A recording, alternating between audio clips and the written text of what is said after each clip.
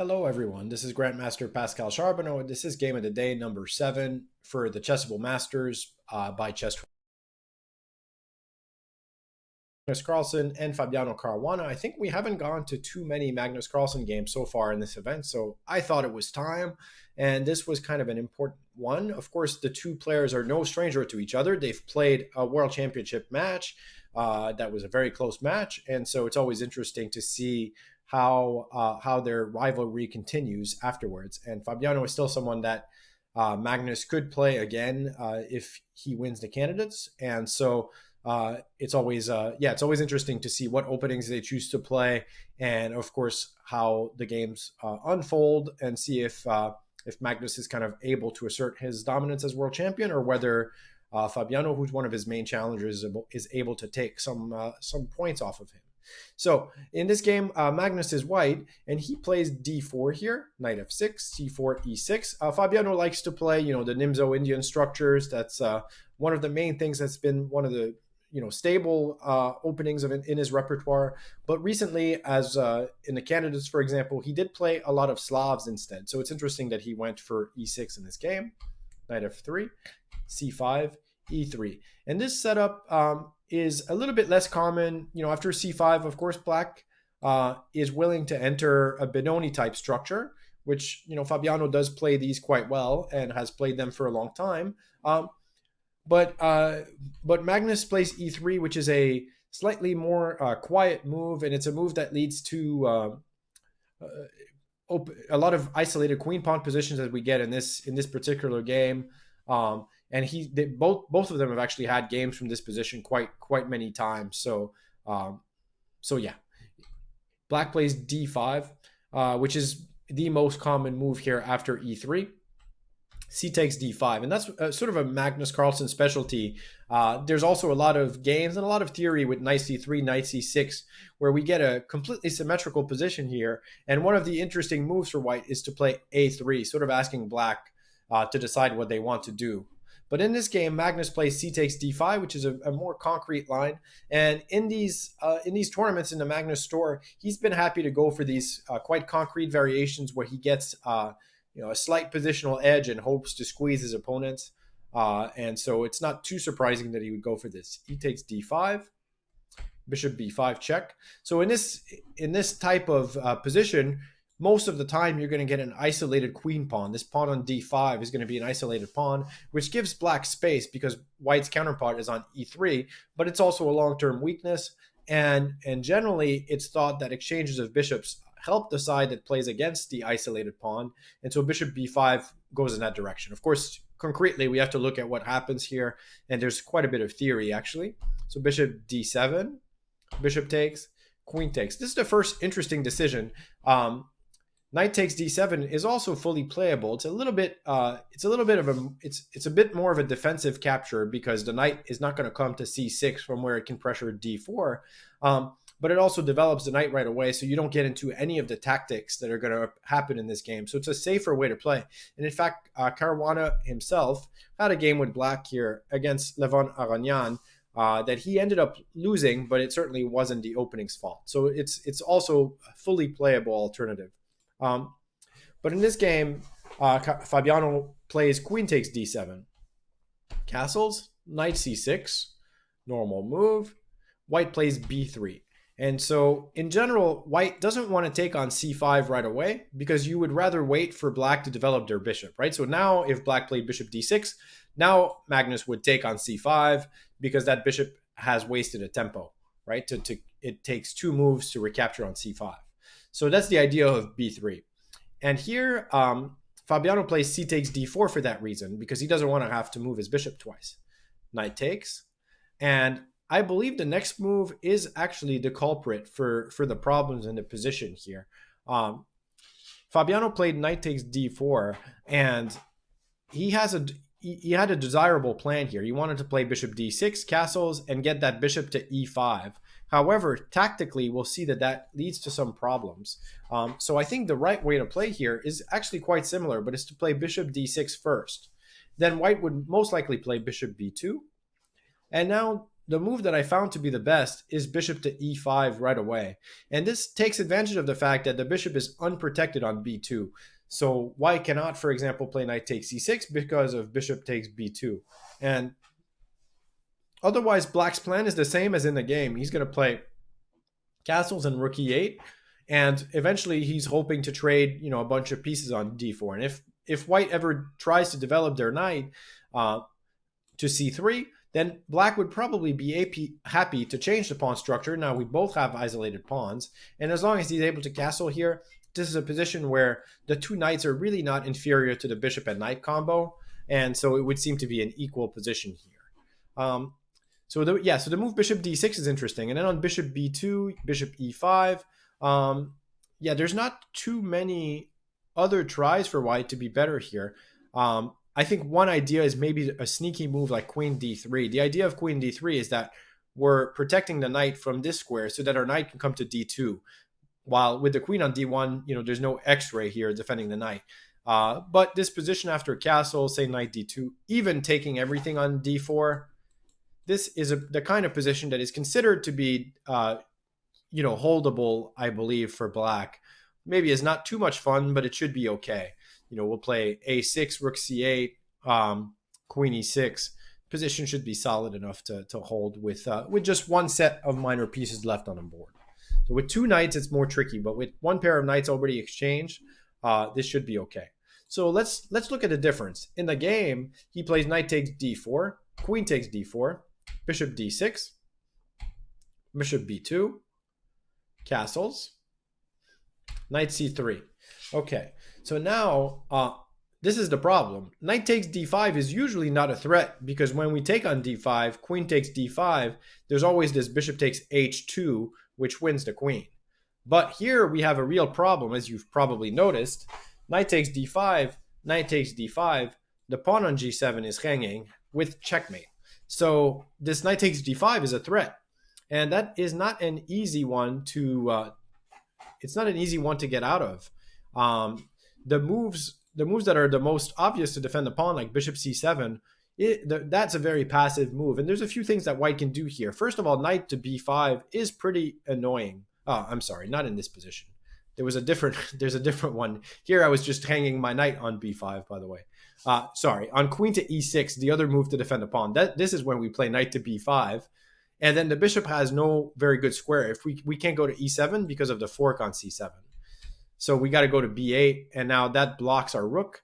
And white can play rook c1, threatening knight c7. It's a pretty awkward position. Clearly not what black is hoping for. And on the other move, the move that I was just mentioning instead, if we played bishop to e7, for example, then or bishop to c7, sorry, then we could play simply rook to d1, putting pressure on this pawn. And it's just an awkward kind of passive position. Next move, maybe we'll play knight e2, bring the knight to g3 or f4. Just not what we want because we're not getting that bishop to e5 as we were hoping to. So Fabiano here plays rook to e8. And his idea is that on knight takes d5, which happens in the game, so we get to see it. Of course, he doesn't take on d5, allowing checkmate, but he plays bishop takes h2 right away. So this forces king takes h2, queen takes d5. The problem is that this endgame is not exactly what you want as black because there's two things. First of all, the bishop against the knight is a slightly superior piece in this type of endgame. The second thing is that often we get these endgames with a completely symmetrical pawn structure where white, let's say, imagine that instead of having this e3 pawn, white had a pawn on h3, for example. Well, that would be a little bit easier for black to hold because at least his knight could be more stable on d5, and white wouldn't have this possibility of expanding in the center with like e4 and f3, grabbing some space, grabbing some squares, making their bishop even better than the knight. So that's the problem. But Fabiano was not too far from holding it here. He plays white plays rook d1. He plays rook d8, defending the knight. Magnus plays rook to c1. The idea of this move is that black cannot fight for the file with rook c8 because we would take it and play rook takes d5, and it prepares to play e4. And after the knight moves, we would have access to the 7th rank, right? We love to bring a rook to c7 in these endgames. So black plays f6. F6 does two things. It does restrain the bishop here, the white bishop, which is on dark squares, a little bit. And it also gives the king space to play eventually king f7, but also not allow any back rank mates. So rook to d4. Now this is a strong move. The idea is that you want to play rook to d1, pinning the knight. And so it's not easy for black to get out of this pin. So he basically has to move his knight, because if you play rook d7, then e4 will be really strong. The knight will move, chop, chop, and rook c7, and we're winning at least a pawn here. Bad, really bad endgame. So he plays knight e7, good move. Rook c7. Actually, I did want to mention one thing. After rook ac1, so I went back a couple moves here. Instead of f6, this might have been the best chance for black to try to do something. It's not easy, so I spotted this checking with the engine, which, I try to look at everything myself first, then I check with the engine, and the engine always surprises me. This one is a pretty surprising variation, but it seemed to be the best chance, because in the game, already things are pretty tough. Let's look at this. I'm sure black rejected this because of rook c7 here, which, after knight takes a2, rook takes b7, it seems like this pawn has a real problem. However, surprisingly enough, black can play something like a6, then we attack this pawn with either rook b6 or rook a7, kind of leads to the same thing. And now black can simply play f6.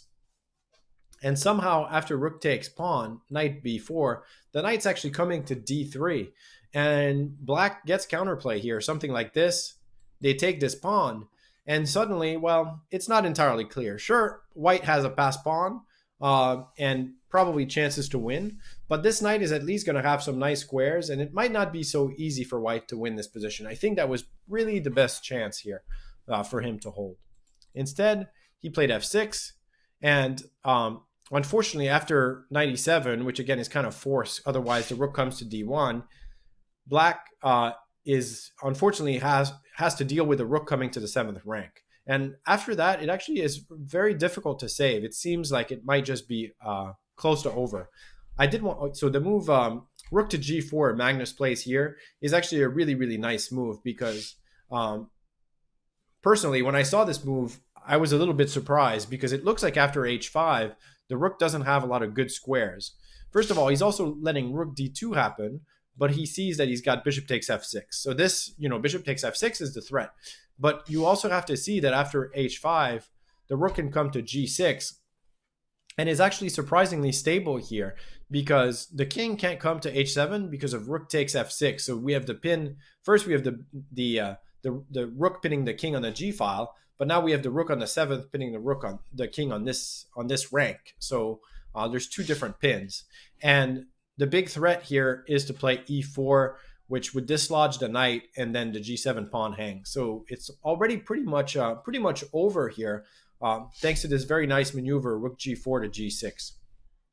He plays rook e8, bishop takes f6, captures a pawn, and also threatens the pawn on g7, rook e6. And now Magnus had seen this in advance, because you can't play bishop takes f6 without seeing this. He has a very strong move e4, which forces some simplifications into a rook ending that for a player of Magnus's caliber is easily winning. Rook takes e4. Rook takes f6 would not really be any better. We could play rook takes f5, and we're up a pawn with also the more active rook, and also the possibility of coming and snatching this pawn on h5. So this is a really bad endgame. Just lost, really. So he tries rook takes e4, rook g5. So he is preparing to take on g7. Bishop takes g7 was also possible, but a little bit less accurate, because black can play rook g4, and he gets to keep his knight. So rook g5, rook h4 check, king g1, rook to e8. He's threatening mate on e1, but white can play simply g3. Rook g4, pretty much forced. Rook takes f5, pawn takes f6, rook takes b7. And now white is up one pawn, but there's all of black's pawns are under attack. So he plays h4 to try to simplify things further. and Magnus simply plays rook f4, very nicely played, allowing his pawns to get doubled. But here he sees that he's up a pawn on the queen side. This one is not very strong because white will be able to play king g2, king h3. Meanwhile, the black king is stuck on the 8th rank because of the rook on the 7th, so it can't get active. And black is forced to make a move like rook a8 to defend his pawn. So the rest is just technique, and Magnus shows how to win this endgame. So he allows this pawn to be traded, then starts pushing his b pawn. The rest is quite instructive. So he plays f5. This allows the king to come to g6 if the white rook goes anywhere. So he plays b6. Now, once the pawn is on b6, this is important to remember. Now, white is threatening to play rook c7, followed by b7 and rook c8. So, so black has to play rook b5 to stop rook c7. He plays f3, just a useful move. King e8, f4, king f8. So he's just sort of, we call this a triangulation. He wanted the king to get back to f8. Now, note black can't really go, if black goes this way, then you can win by playing rook to b8, king d7, and then just b7. For example, king c7, and then rook f8. And now the king is too far. So when we play king takes b7, rook takes f6, king c7, rook to e6, this is going to be very easily winning because this king is cut off. So then we'll play king g5, king g6. We'll keep our rook on the e file and play f6, f7. It's going to be an easy queen, especially because we have a pawn here, which is providing a bridge. So we don't even have to create a bridge. So the king is forced to stay close to the pawn here. And now Magnus plays king h5, rook takes f5, king g6. And the idea is that if the rook had stayed on the b file to stop this rook c7 plan, then he would simply take this pawn and then start pushing f5, king g6, f6. It's going to be an easy win. So black plays rook takes f4, and now rook c7, and it's the other plan. We're shifting to the other plan because the rook was forced to leave that file, and black resigned here because b7 and rook c8 is coming. So a very nice technical game for Magnus, and sort of an imperceptible mistake here. After knight takes d4, I think the first source of black's trouble was really this capture on d4. While I think the best plan was this bishop d6, bishop e5, as we looked at. So a very nice game from the world champion. He did win this match today, so he is on to the semifinals, and along with Jan Nepomniachtchi. So we will see tomorrow who they will face, because they are playing the guys from the other group, not each other. So with that, that was the game of the day for today, day number 7 of the Chessable Masters, and I will see you all tomorrow. Thanks for joining me.